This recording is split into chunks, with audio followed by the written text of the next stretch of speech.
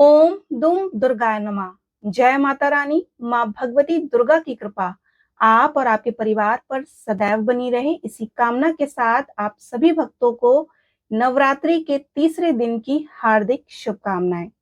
माँ दुर्गा की तीसरी शक्ति का नाम चंद्र घंटा है। नवरात्रि का तीसरा दिन माँ चंद्र घंटा को समर्पित है।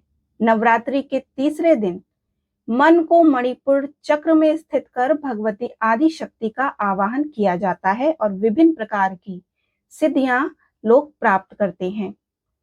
माँ चंद्रघंटा की पूजा से भक्तों का इस लोक तथा परलोक दोनों में ही कल्याण होता है और माँ चंद्रघंटा की कृपा से अलौकिक वस्तुओं के दर्शन होते हैं। माँ चंद्रघंटा का स्वरूप अत्यंत शांतिदायक तथा कल्याणकारी है। इनके मस्तक पर अर्धचंद्र विराजमान है और इनके हाथ में भयावह गर्जना करने वाला घंटा है, जिस कारण इन्हें चंद्र घंटा कहा जाता है। इनके शरीर का वर्ण स्वर्ण के समान सुनहरा चमकीला है।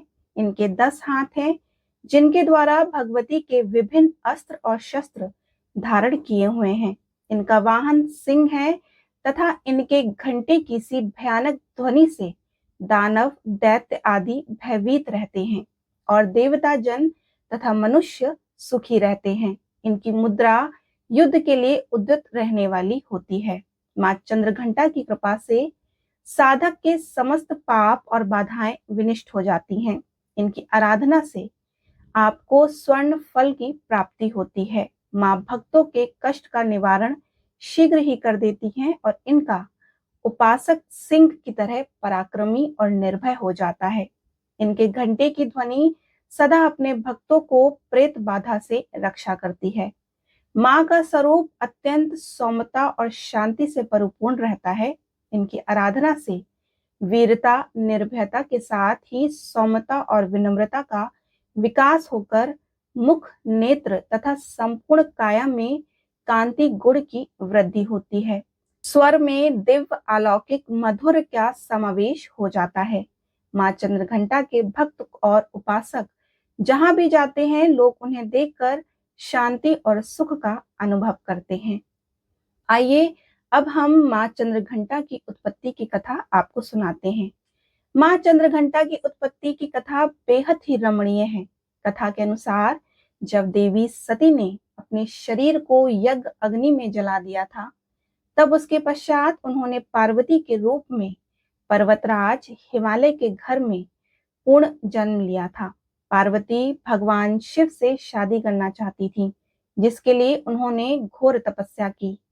उनकी शादी के दिन भगवान शिव अपने साथ सभी अघोरियों के साथ देवी पार्वती को अपने साथ ले जाने के लिए पहुंचे।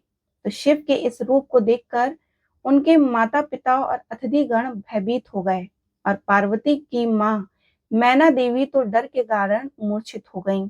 इन सब को देखकर देवी पार्वती ने चंद्रघंटा का रूप धारण किया और भगवान शिव के पास पहुंच गईं। उन्होंने बहुत विनम्रता से भगवान शिव से एक आकर्षक राजकुमार के रूप में प्रकट होने के लिए कहा और शिव भी सहमत हो गए। पार्वती ने फिर अपने परिवार को संभाला और सभी अप्रिय यादों को मिटा दिया और दोनों का विवाह हो गया। तब से देवी पार्वती को शांति और क्षमा की देवी के रूप में उनको चंद्रघंटा के अवतार में पूजा जाता है। माता चंद्रघंटा की एक पौराणिक कथा है, वो भी हम आपको चलिए सुनाते हैं। एक बार असुरों का स्वामी महिषासुर और देवताओं के स्वामी इंद्र के बीच लंबे समय तक युद्ध चला।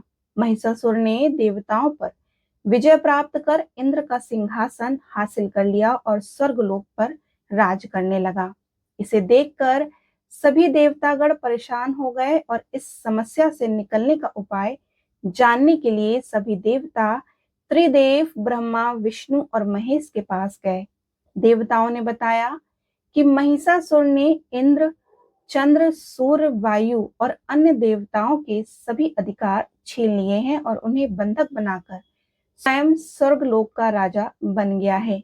देवताओं ने बताया कि महिषासुर के अत्याचार के कारण अब देवता पृथ्वी पर विचरण कर रहे हैं और स्वर्ग में उन्हें उनके लिए कोई स्थान नहीं है। यह सुनकर ब्रह्मा, विष्णु और महेश को अत्यधिक क्रोध आया और क्रोध के कारण तीनों के मुख से उत्पन्न एक ऊर्जा हुई। देवगणों के शरीर से निकली ऊर्जा भी उस ऊर्जा से जाकर मिल गई और ये दशों दिशाओं में व्याप्त होने लगी। तभी वहां एक देवी का अवतरण हुआ और भगवान शंकर ने देवी को त्रिशूल और भगवान विष्णु ने चक्र प्रदान किया। इसी प्रकार अन्य देवी देवताओं ने भी माता के हाथों में अस्त्र और शस्त्र सजा दिए। इंद्र ने भी अपना वज्र और इरावत हाथी से उतरकर एक घंटा दिया। सूर्य ने अपना तेज और तलवार दिया और सवारी के लिए शेर दिया। देवी अब महिषासुर से युद्ध के लिए पूरी तरह से तैयार थी। उनका विशालकाय रूप देखकर महिषासुर यह समझ गया कि अब उसका काल आ गया। महिषासुर ने अपनी सेना को देवी पर हमला करने को कहा और अन्य दैत्य और देवताओं के दल भी युद्ध में कूद पड़े। देवी ने एक झटके में ही दानवों का संहार कर दिया और इस युद्ध में महिषासुर तो मारा ही गया, साथ में अन्य बड़े दानव और राक्षसों का भी संहार मां ने कर दिया। इस तरह मां ने सभी देवताओं और असुरों का अभ्यदान दिलाया। नवरात्रि के तीसरे दिन माता चंद्रघंटा की पूजा करने से वीरता, निर्भयता के साथ सौम्यता और विनम्रता का विकास होता है। मुख, नेत्र तथा संपूर्ण काया में कांति गुण की वृद्धि होती है। स्वर में दिव्य, अलौकिक, मधुर भाषी का समावेश हो जाता है और जो भी उपासक माता चंद्रघंटा की उपासना करते हैं उन्हें शांति और सुख का अनुभव होता है। माता की स्तुति करते वक्त माता का मंत्र जो आप उच्चारण कर सकते हैं वो है ओम देवी चंद्रघंटाय नमः।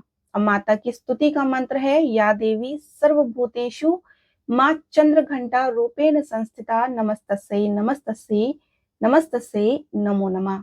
नवरात्रि के तीसरे दिन मां चंद्रघंटा की पूजा विधि विधान से करिए। मां चंद्रघंटा आप पर अपनी कृपा बरसाए रखें और आपकी हर एक मनोकामना पूर्ण करे। जय माता दी।